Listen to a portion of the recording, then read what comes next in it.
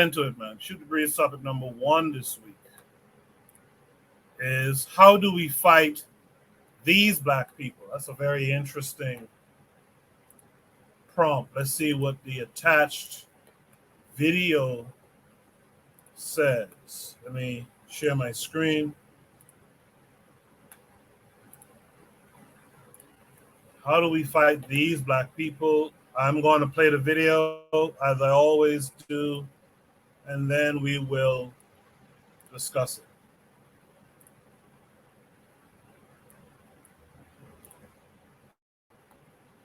And now for a brief history of slavery.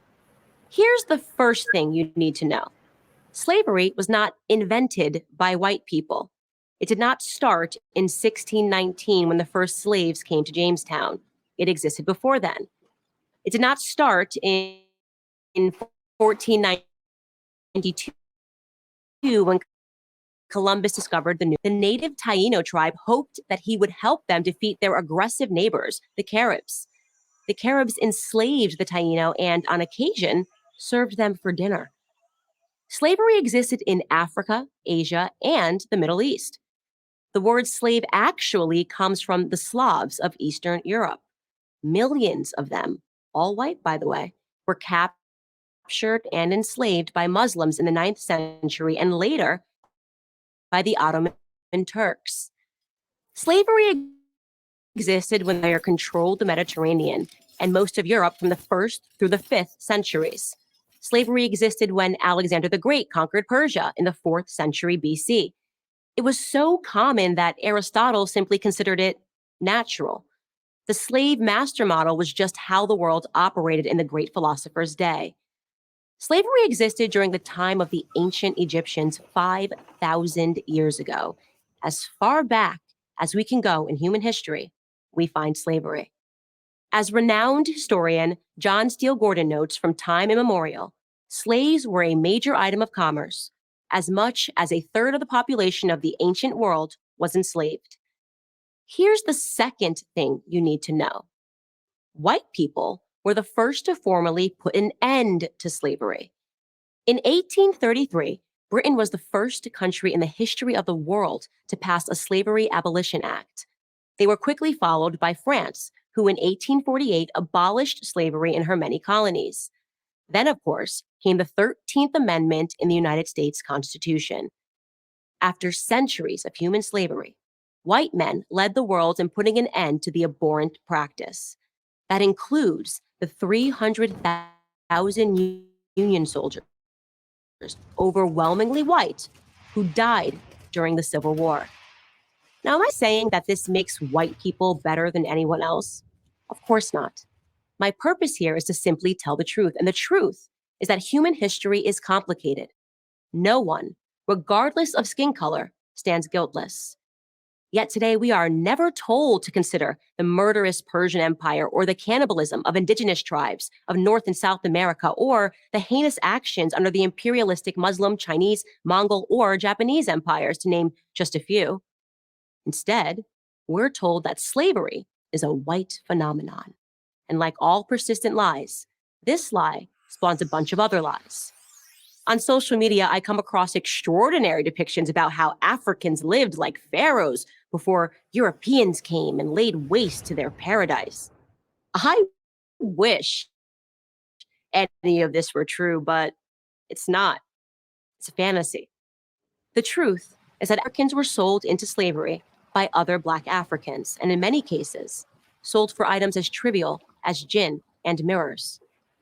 Whites didn't go into the interior and round up the natives. They waited on the coast for their Black partners to bring them Black bodies. The stark reality is that our lives had very little value to our ancestors. Here's the third thing you need to know. If you think slavery is a relic of the past, you're wrong. There are some 700,000 slaves in Africa today, right now. That's the lowest estimate that I could find. Other sources say there are many more. For context, that's almost twice as many slaves as were ever brought to the United States.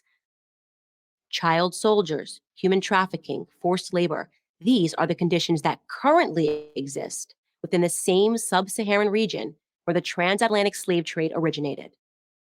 African bodies are being sold today like they were sold then. And no, they are not being purchased by any country of white men. In fact, slavery, by any traditional definition, is exclusively practiced today within non-white countries. But we hear almost nothing about that. Just like we hear nothing about how slavery was universal until good people in Europe and America ended it 2 centuries ago. Why? Because our so-called leaders, Black and white, wouldn't profit from it. Black victimhood is nothing if not profitable. It elects politicians and funds racial grievance groups. And if Black Americans began to view themselves as partners in the American dream, if we embraced the patriotic spirit that holds all men are created equal, the patriotic spirit that is our real heritage, then the race hustlers would soon be out of business. And who wants that? I'm Candace Owens, author of Blackout for Prager University. Thank you for watching this video. To keep PragerU videos free, please consider making a tax-deductible donation. Yeah, Candace Owens strikes again. I see Jose is in the chat saying LOL. Ms. Vita said, this witch will get hers. We don't fight her. We promote our reality and truth. These people will always promote their lies. We need not fall into their trap. Daily affirmations by Pauline, my hometown people, said good evening. Trigger Happy 262 Plus says Candace Owens is a white woman. Interesting comment. I fully disagree with that, but interesting comment. How do we fight these black people? Let me start with Oni. Oni, how do we fight these black people? Wait, you disagree that Candace Owens a white woman? It's because she's not white? Exactly. Woman, that's a black woman doing the work for white folks, right? But go ahead. Yeah, look, so what I would say is this. So there's this video, I think I might have posted it for Shoot the Breeze, but it might be another week it's going to show up. But it talks about different propaganda techniques. And one of the propaganda techniques they call is card stacking, you know? So I decided, let me look this up and, you know, share what it is. So it's a technique of persuasion that attempts to influence opinion through deliberate distortions, as in suppressing information, overemphasizing selected facts, manipulating statistics, and quoting rigged or questionable research, you know? Now, granted, you know, these aren't facts per se, because there were plenty of Black nations that abolished slavery, including, of course, Haiti, but not exclusive to Haiti. As in, you know, back in Africa, there was tons of African opposition to slavery, as well as, you know, when she said, well, there's, you know, mirrors and all that kind of stuff that people were sold for. Like, a lot of it is you know, she has her orders, you know, like you just said, she has her orders and she's fulfilling those orders.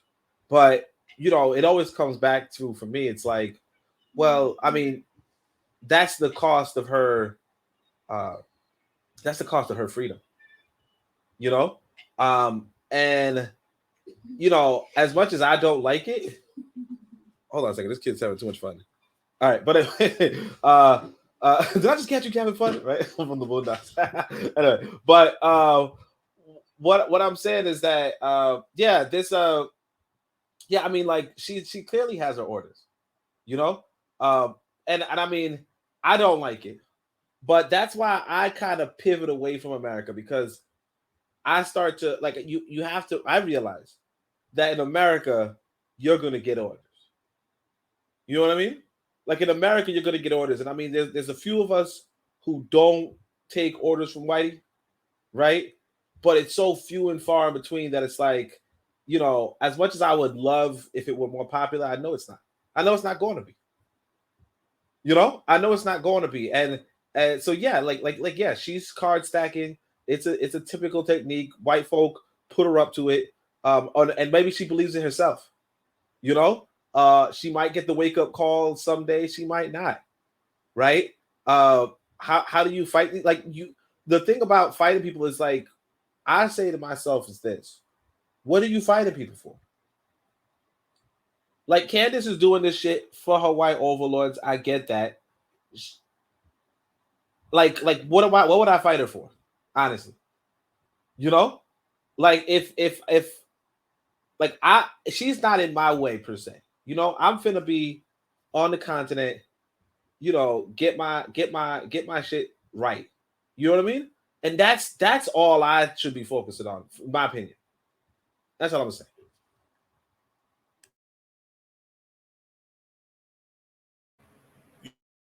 Yeah, I'm not sure. I feel like the sound is cutting out. Is that just me or oh yeah, it's you. Or Buana, do you hear it as well? No, I can hear you. I can hear you. It was just doing it a little bit, not much at all. Okay. All right. Well, Buana, what's it? For me, for those who want to fight, people like these, you know, first let me say, you know, if you don't know that Candace Buana, Owens, are you speaking? let me say, Yeah, Coco, I think it's your internet. Can you hear me now? Yeah, we can hear you, Yeah. but I think it's Coco's internet. Okay. So let me see if I could go take this by the numbers. So for people who don't know that Candace Owens is a right-wing Go ahead, Buana. mercenary. I'm talking. Can you hear me? Can you hear me? 1 2 1 2. Yeah, Buana, go ahead. I got you. Go ahead. Yeah. So for people who don't know that she works for Prager U. Now, for people who don't know, Dennis Prager is a white ring extremist. You know, he is the worst of the worst, and she decides to work for him, which is fine. You know, black women work for slave owners from back in the day. You know, that's not a new phenomenon. So for people who would seek to take up a battle against people like these, the only thing I would suggest is reading. You just need to read all the things she said is easily refutable by just simply picking up a book. And she understands that the majority of our people won't pick up books.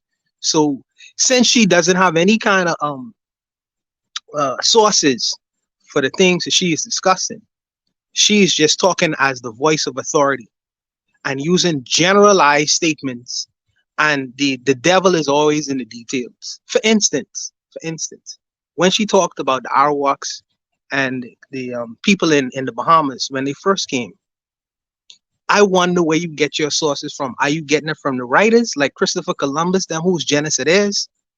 Who are you getting it from? Who are you getting these details from? Are you getting them from the native peoples themselves who call themselves cannibals? I don't know. No one knows. That's just a question mark.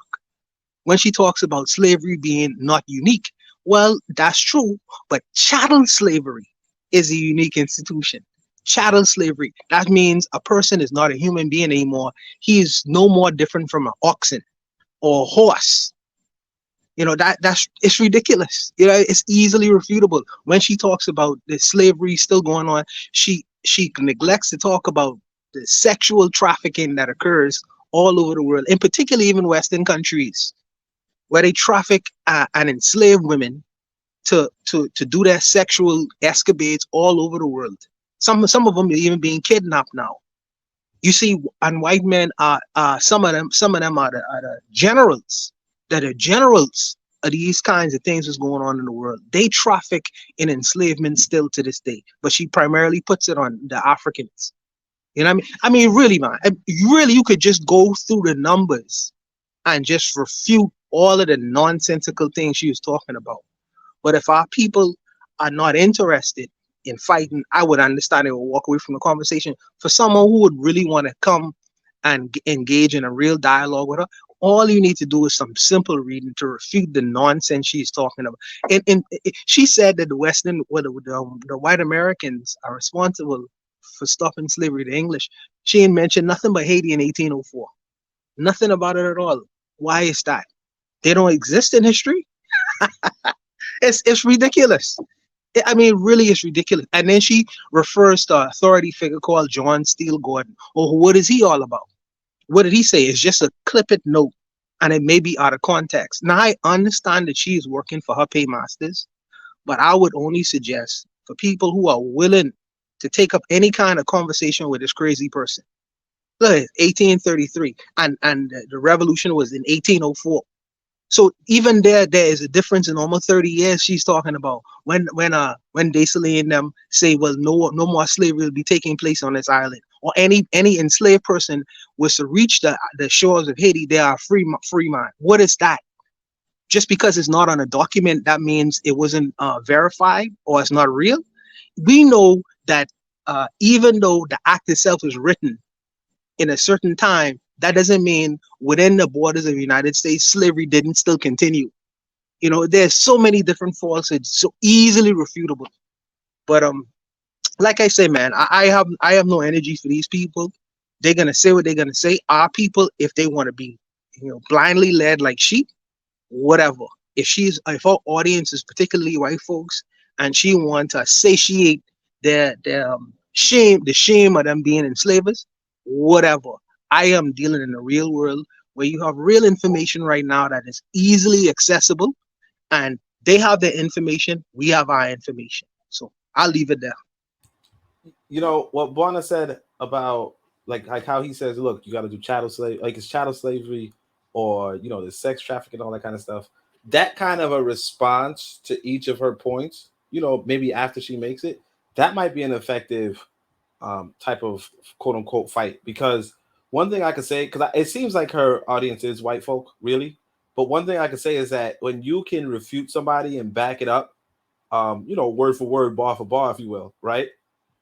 When you can do that, like that is like what she's doing can be effective for turning people towards, against her, because when you expose her, purposely, like I said, card stacking, but when you expose her for purposely doing misinformation, purposely, glossing over the fact that, we're talking about chattel slavery, not, like indentured servitude, right? Or glossing over the fact that that people had to fight England. Like black people had to fight England, and England's only stopped, the enslavement of African people, or mostly only stopped the enslavement of African people because of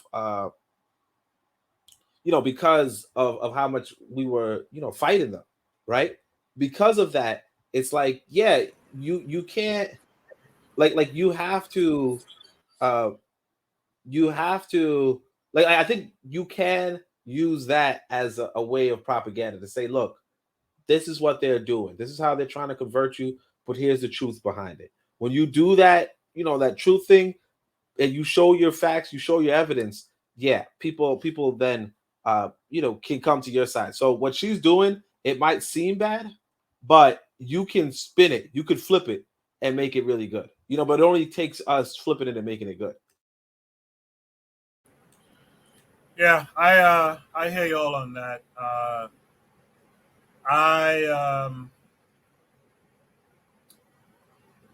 do I want to put this? I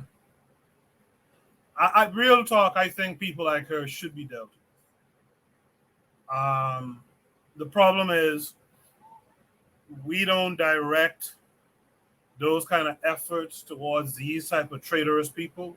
Instead, we got to deal with people trying to direct, those kind of violent efforts towards their own folks, their own black folks.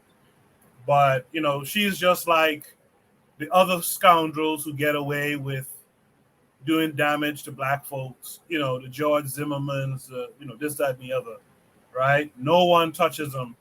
I'm not even trying to use her as some type of, what's the word? Some type of anti-propaganda to get no. The example she should be is being dealt with. And I think that's the next step of our evolution. If we're going to be serious about changing this situation, these people got to be dealt with. Because right now, real talk, this brother, Pan-Africanism strikes back. He's doing some of the same shit Candace Owens is doing now.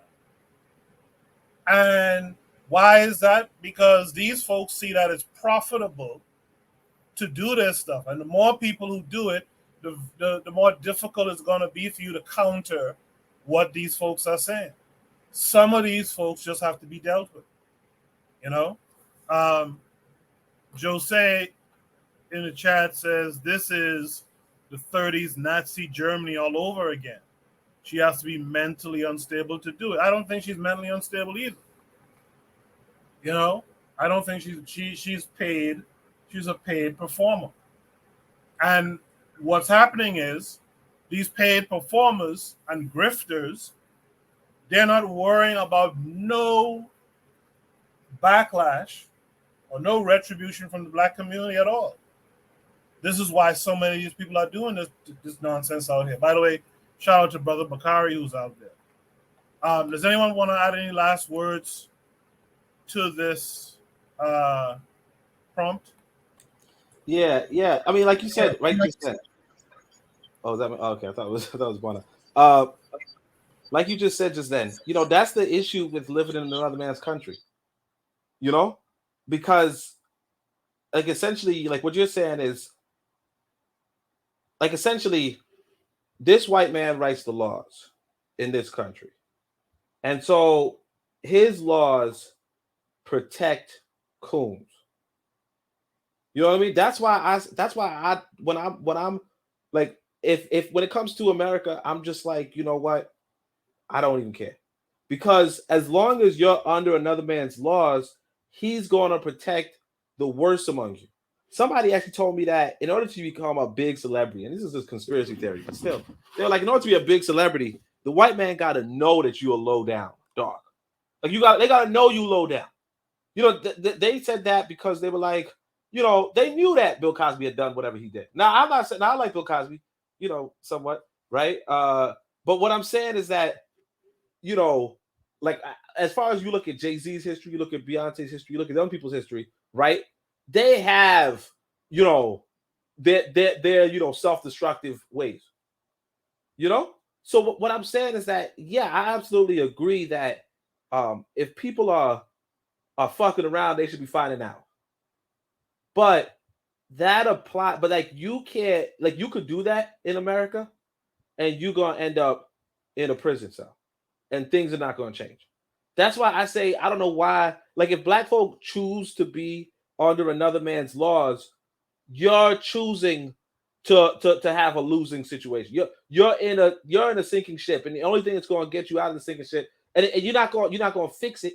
You're just gonna either end up dead, in prison, or you're gonna give up. That's why me personally, I'm telling y'all, I say repatriation. If you don't want to do repatriation, that's fine, but do not be surprised that the coons are protected, because that's what it is. You know, I had to tell this. You know, I should have. You know, what I'm saying is there are, like, you can go and say, look, I'm going to go assault Candace Owens for this video. You can do that, but it's without a doubt they're going to find you and lock you up. You know what I mean? Without a doubt. I mean, I don't know, unless you are very evasive, they are going to find you and lock you up. And that's what it is. So it's like, as long as you inside another man's laws. Now, if Candace Owens was doing this in Africa, it wouldn't be the same, because it depends on, you know, what the political system is at hand. The political system may say, oh no, you ain't doing that shit, chop him up. You know what I mean? Oh, you ain't doing that shit, you know, you're out. Right? Like you said, if you back home, you know, yeah, if somebody was to go online and be like, well, you know, we did this, so on and so forth, chop them up, because that's black laws. But if you are under white laws, the coons are protected.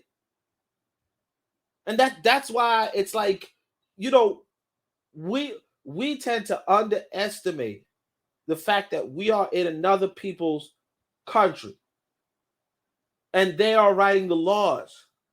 And as long as they're writing the laws, yeah, you're fucked over. That's why I'm telling you. Just like, we have to leave. Like, you can't fight that shit.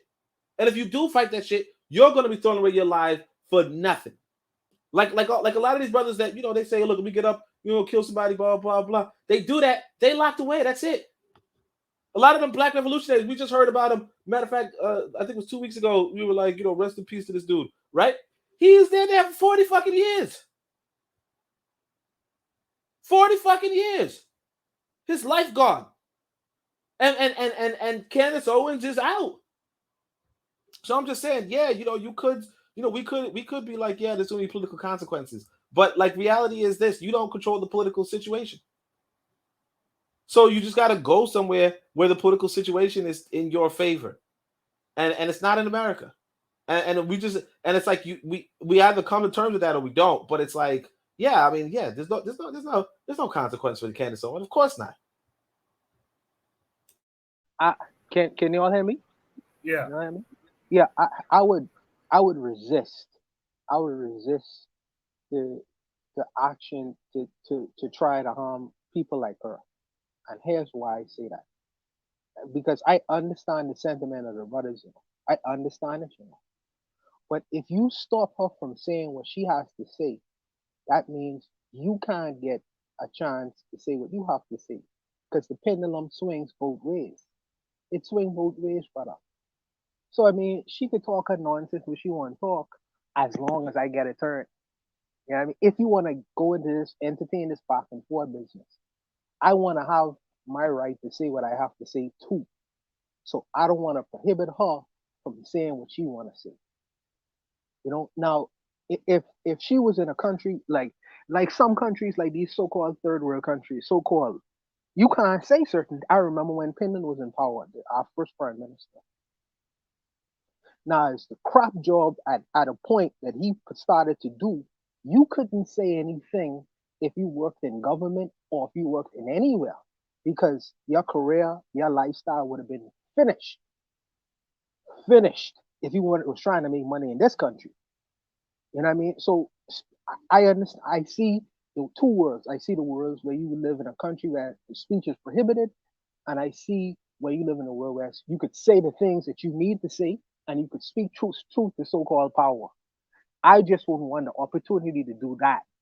And I'm saying that if you stop her from saying what she has to say, that means you don't get a chance either. Because what they can say, discrimination. That's how I go in America. So I just wanted to put that little bug out there.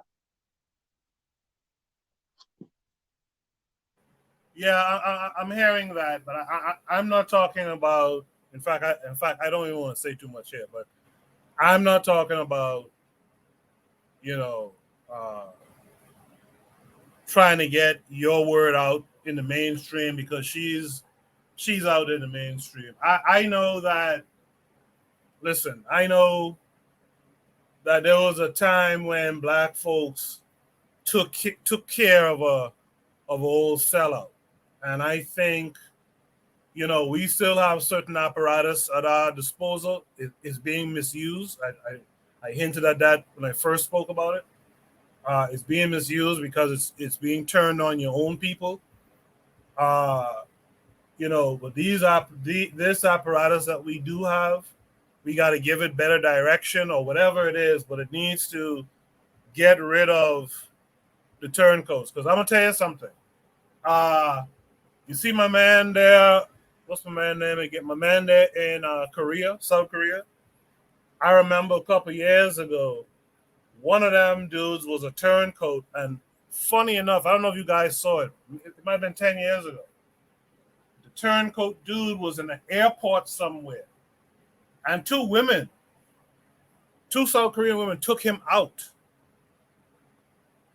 And it wasn't in South Korea. It was somewhere else in Europe or something like that. They took him out, sprayed something in his face, killed him, and bounced. Like, what I'm saying is, and again, I've said too much already, but what I'm saying is certain things need to be dealt with, and it should be understood that, hey, if you step out of line, we know who has the power. We know they have the ability to hire you to be their spokesperson and stuff. But if you go too far with this shit, there's consequences. See, we don't like to deal with consequences. We are afraid to deal with consequences.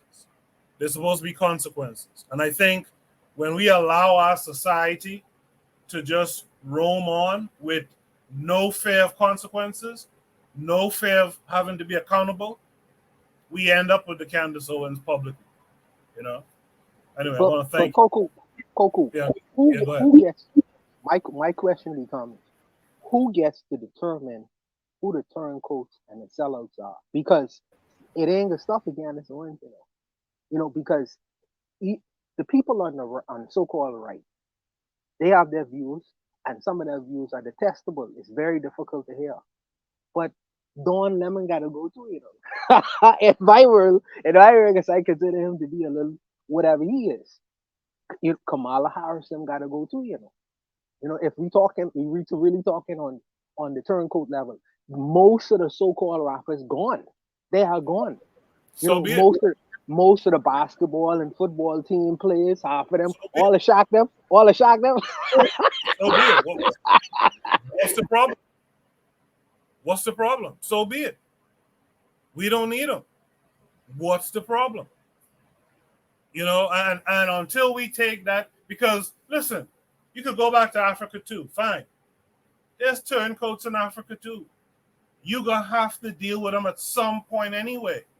Might as well get your work in now. Get your practice in now.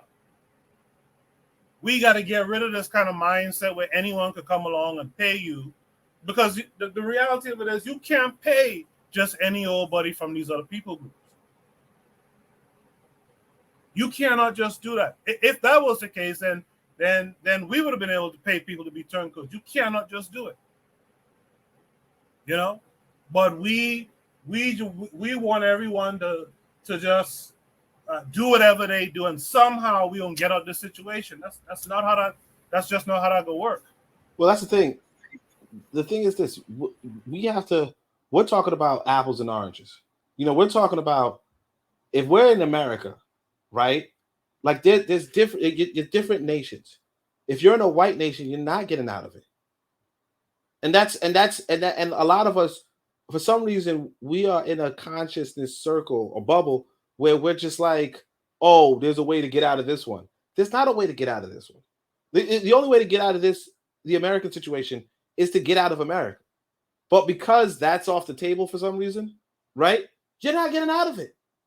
And until we because it's like you said, it's like Obama was just saying. If you were going to kill off coons, there's a lot of damn coons you'd have to kill. Now, if there's so many coons you're going to have to kill, how many do you think you can get away with? Here's the thing. I don't want to belabor the point, but here's the thing. The thing is this.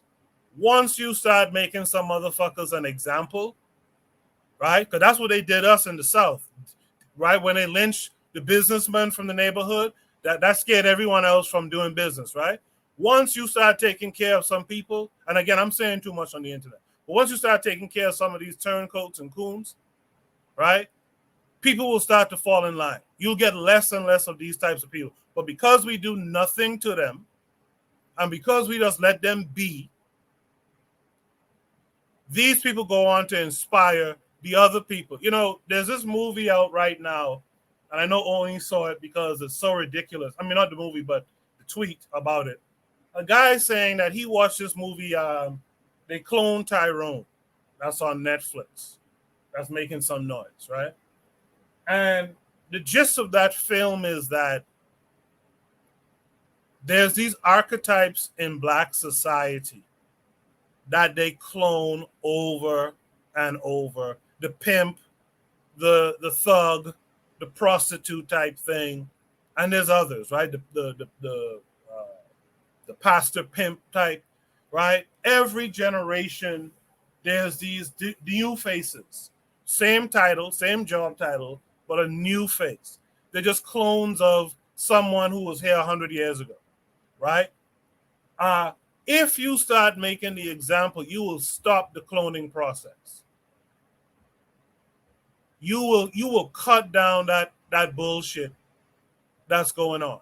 And by the way, I agree with Oni in that, and this was the point I was making the last Shoot the Breeze I was on with you guys, that in America, because of the power dynamic here, these folks could just sabotage anything you're trying to do. Talking like Bakari, I'm talking about, I ain't cut from that. It don't matter what cloth you cut from. These guys have the power here on this soil to sabotage and fuck up anything you're trying to do. I get that. So I get Oni's point. But still, when we all go back to Africa, whoever's going to go, right? You're going to have the sellout type there too, because you never took care of it ever before. There comes a point we got to put our foot down and start dealing with these folks. Where these folks know, yo, I cannot go back around my so-called people again. Well, I would say this. I think this might be a good topic to explore, in a longer sense. But what I'll say is this: there is this video, there's this tweet circulating about this dude in Niger after the revolution happens, right? After the coup happens, and he's the finance minister of Niger. So they're telling him, look, you got 48 hours to tell us why there's so many millions missing from the budget, otherwise you're dead. And so what he's doing is he's crying, right? Because he can't account for the last 48 hours, right? Or for where the money's at. And what I'm saying is that they are dealing with it in Africa. A lot of things that we complain about in the West, like, oh man, you see this Chinese guy did so and so forth, or you see this white guy did so and so forth in Africa. The people in government in Africa are dealing with the Chinese person. They're dealing with the white person, but we don't play that part, right? The point is that people in people in Africa are dealing with situations. There's more of that vigilante justice. There's more of that rampant kind of violence, if you will. There's more of that. There's more of that laws by black people for black people by black people. There's more of that. You could try that in America. You can try that in America, but the reality is this: you'll be throwing your life away.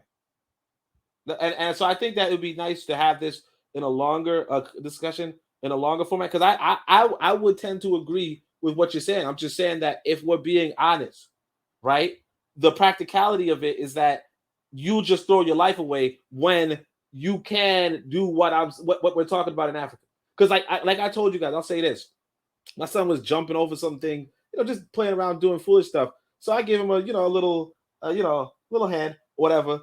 And this lady told me, hey man, like the whole thing just stopped and looked at me to see if I would do it again, right? And this lady said, hey, don't do that. We don't hit kids here. You get what I'm saying? As to say, if I were to do it again, if I were to put my hands on my kid, they would have jumped in and put their hands on me. And, because I would have been the quote unquote coon in that situation. My point being that, yeah, people are not afraid in Africa to put hands on somebody acting up because the law protects them there. The law doesn't protect you here to put hands on somebody. So yeah, you can, be an assassin, if you will, right? You can do that, but unless you're really, really good, you're throwing your life away. That's all I'm saying. But we should talk about this another time. Yeah, sure. You're sure. I think it's a worthwhile conversation. I think we have to start thinking along those lines of you have to punish people, man. Yeah, and this idea of who gets to decide. Well, it's a community that decides. If you're doing harm to the community, particularly the psyche of the community, because this stuff that Candace was talking about, that's real damaging to our children, man. Yeah, you're supposed to get dealt with. Let's welcome in Bakari this week before we move on to the next topic. Bakari, how are you? What's going on, man? How y'all doing on the panel in the chat? Good. I was coming on to let you know I'm gonna be listening in and out. I'm getting ready to go watch these fights, but then I heard you say it don't make a difference what I say. I ain't saying about being cut from that cloth. Explain what you're talking about. So I explain what I mean when I say that. Yeah. Because I've been in and out. The concept of I talked about this on Twitter. I think it was earlier last week or something like that too. The concept of what we talked about 2 weeks ago, where the conversation we were having was along the lines of, you can take your community and do things, which I don't disagree with, but I am aware that they can sabotage your shit. I posted several examples this week on Twitter too, of these folks sabotaging your shit. And I remember you saying, well, you cut from a different cloth. And my thing is, doesn't matter what cloth anyone is cut from. If people have the power and you're on the same soil with the more powerful person, they're going to be able to exercise their power over you. That's what I was saying. Okay, agreed. I agree with that. So when I say I'm not cut from a certain cloth, let me tell you what I mean. Like, you'll never hear me use the term white supremacy. I don't even like that term. That comes from Neely Fuller Jr. That's who started. I don't use the term white supremacy because words have definition. I know they have power, and I know they can come in and try and sabotage. I'm not from the cloth. I'm going to quit, bow down to them. That's what I mean when I say I'm not cut from the cloth. That's what I mean by that. But I'm going to quit, and I'm going to just yield to their power because I believe in black power.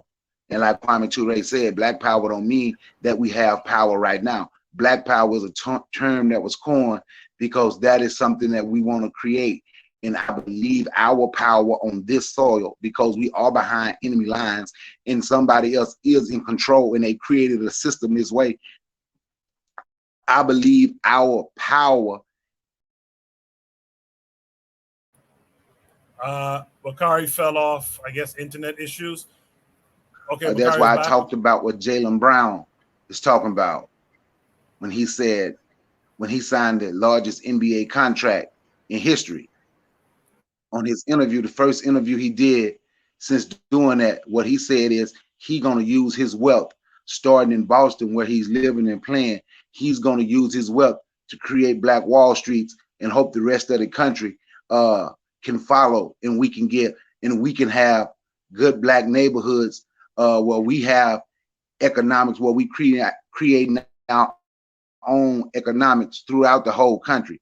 So when I say I'm not cut from the cloth, that's what I mean in about me just complaining about what white people doing to me or what somebody else is doing to me.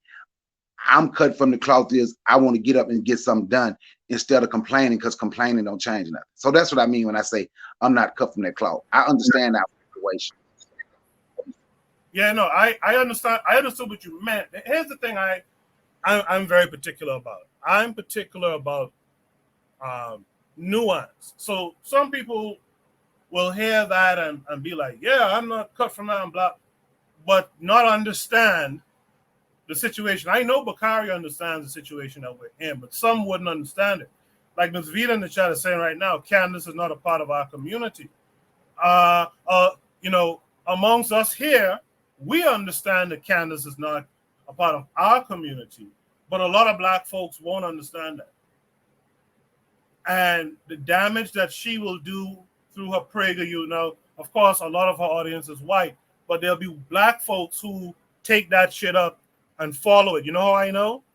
When I played the video from Candace Owens a couple months ago when they killed our brother on the trains here in New York, there was a gang of Black folks under that comment section praising Candace Owens, right? When we look at Pan-Africanism Strikes, but he sounds like male Candace Owens.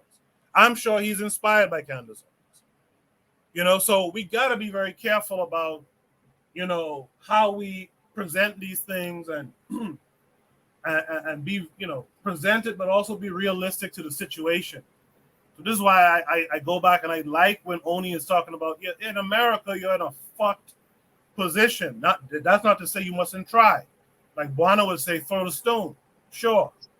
But understand that they can come in and sabotage your shit. Right? Anyway, I'm kind of going off topic here.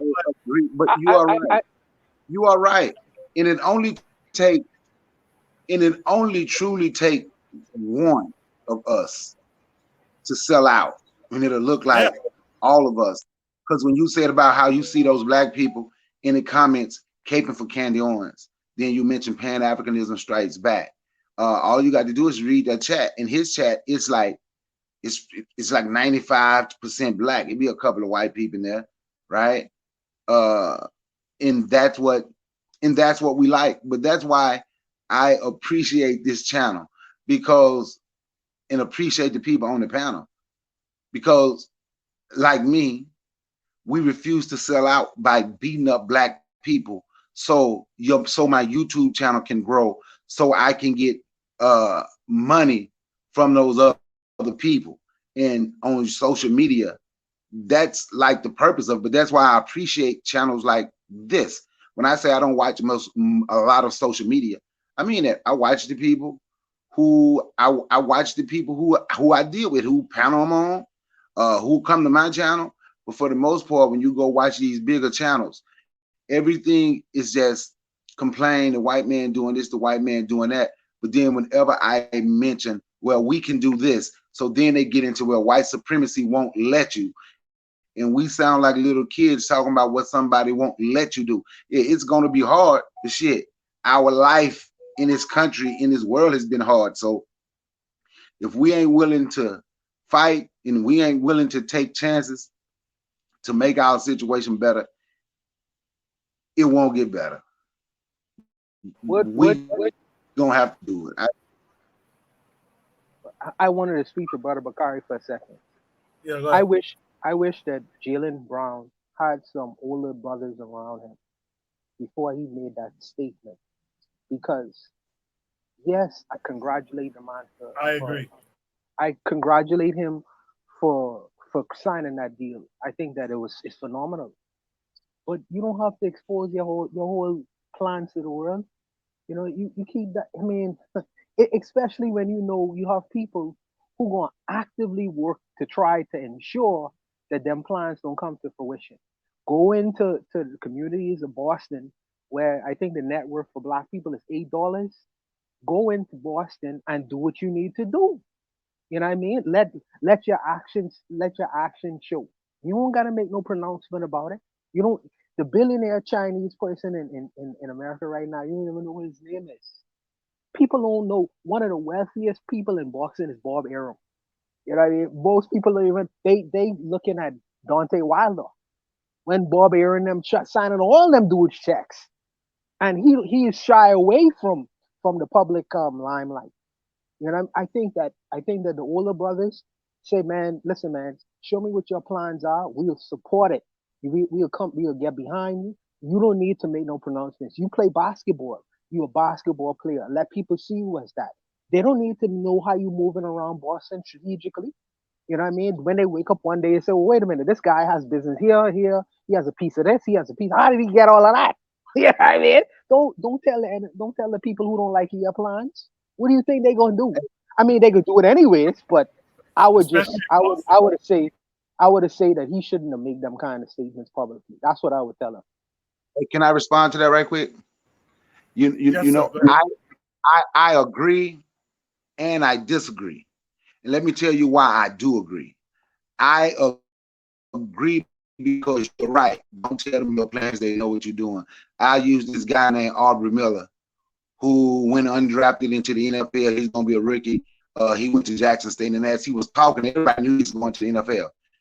Every interview, he kept talking about them a projected third-round pick, which is guaranteed. You're going to get you a minimum guarantee of $1 million, right? But every interview he did, he talked about how Black people, if we stick together, one of the first things he want to do is do work in the Black community. That's one of the first. And he went from a third-round pick to being undrafted. Now, they know he good enough to be on the team, so they already signed him. But he from a possible $1 million signing bonus to 180. Dang, I messed up. But I'm gonna probably try to pick, get off of what Bakari was saying. I think Bakari was leading to you don't expose your hand before you get a good hand. What these people are doing. I think this brother actually did. And he at least doing that now.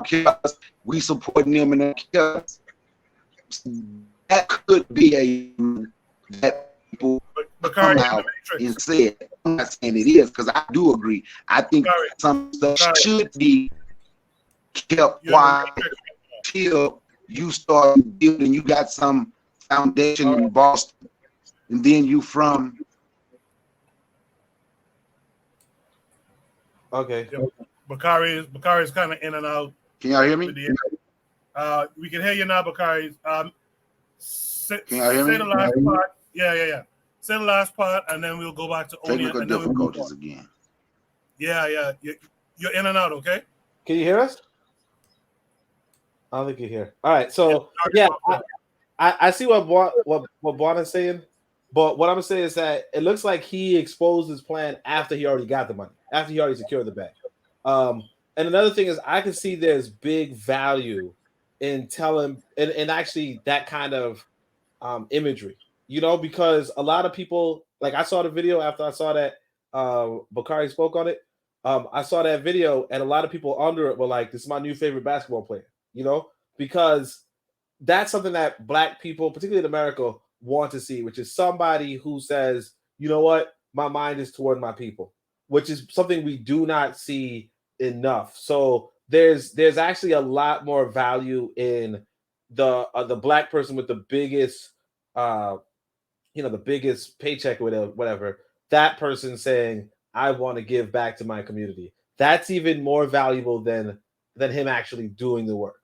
It's not more valuable per se, but it's pretty valuable in terms of what it means for other Black people. Now, if he can pull it off, that's good. But if he pulls it off on the side in secret and quiet, that's not as good as if he pulls it off while being upfront and boisterous about it. Because then it really opens the door for, let's say a LeBron James saying, "You know what, I want to give to my people and I'll be vocal about it." Like for us to, because as much as we like the point earlier about, coming after the traders, if you will, right? One of the things that we also lack in this country are people who are vocal about being helpful to Black folk. Because one thing I just noticed, in fact, I was looking at the tweet that Coco put out, but also somebody showed me a tweet I put out earlier, and it had like 100-something views, right?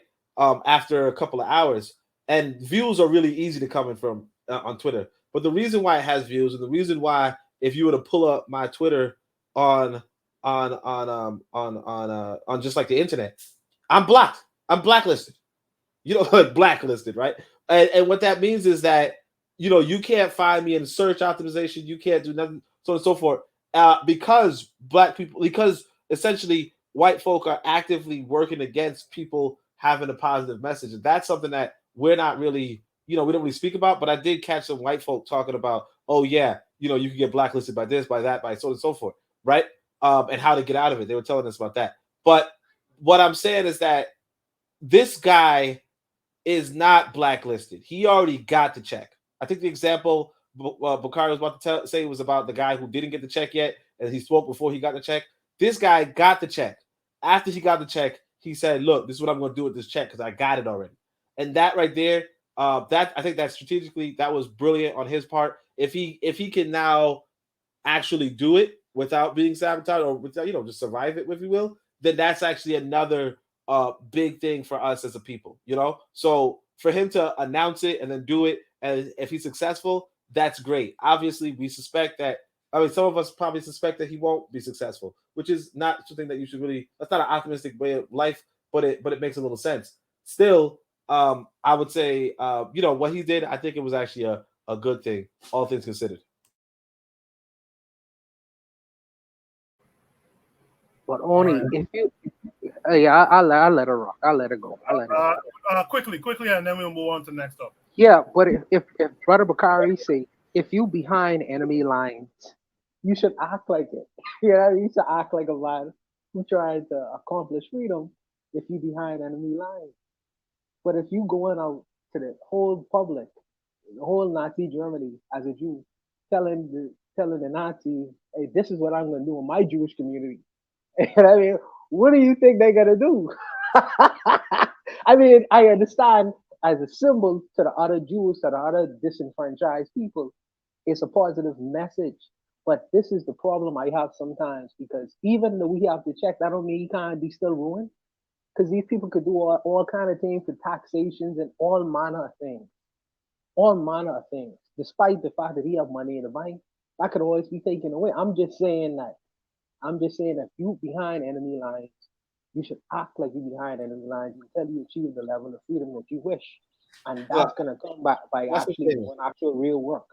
That's the thing, though. If you feel like you're behind enemy lines, then get out. That's the big contradiction. If you feel like you are behind enemy lines, then everything else goes out the window. Everything else goes out the window. That's a good point. that's the problem with us as a people. It's like that's why me personally, I kind of disconnected from the quote unquote conscious movement, because there's that cognitive dissonance. You know, oh, I'm behind enemy line. If you're behind enemy lines, what are you doing there? Like, why are you behind enemy lines? It don't make any sense. Like who told you to go behind? like you know, like if you are at war, like we being real, like all right, let's be real. You're England and I'm Germany, right? Or I'm an English soldier and I call you and I say, look, I'm in Berlin right now, right? The thing you gotta ask me is, what the fuck are you doing in Berlin? Like unless we sent you to Berlin, right? What are you doing in Berlin? So the trouble is that when we talk about, military war and all that kind of stuff, this is why I think I wrote in my book, I said, you can't say you're at war and you don't got no general. You don't got no captain. You don't got no orders from nobody. Like, nobody's telling you, like, if you're at war, you're supposed to be reporting for duty to the general somewhere. But you don't have that. So it's just like, yeah, I mean, if this brother, like even when you were saying, hey, this brother should be counseled by some other brothers, the brother with the old head should tell him, hey, this is what you should do and this is what you should do. Like, what old head is doing anything is making Black Wall Street? What old head know how to manage millions of dollars? And if they are there, it's like they're not consciously, oh, we're at war with these crackers. Because if you're being for real, if you are at war with these crackers, right? If that's what it is, then go and regroup somewhere. It's just confusing people. If you're confusing people. Good point. For time's sake, I do have to move on, though. I thank Bakari for coming through. Bakari, you could give us some updates in the chat with the fight, if you don't mind. Shout out to KW7 for the super chat. I appreciate you. He says there's no need to be a Mansa Musa. We saw what happened to the Mali Empire. Yeah, that's pretty much my thinking. Move in some silence, but there, afterwards you could celebrate it or whatever. But sometimes you just gotta move in silence, in my opinion. Matron is here saying greetings to everyone. Luro is here saying peace, loved ones. I appreciate you guys for coming through. Real Black Gentleman was here earlier. Carl Hezekiah was out there as well. And I think I shouted out Daily Affirmations by Pauline earlier as well. That was a good conversation. Again, we could always bring these conversations back. So keep them in mind with different examples. Shoot a breeze topic.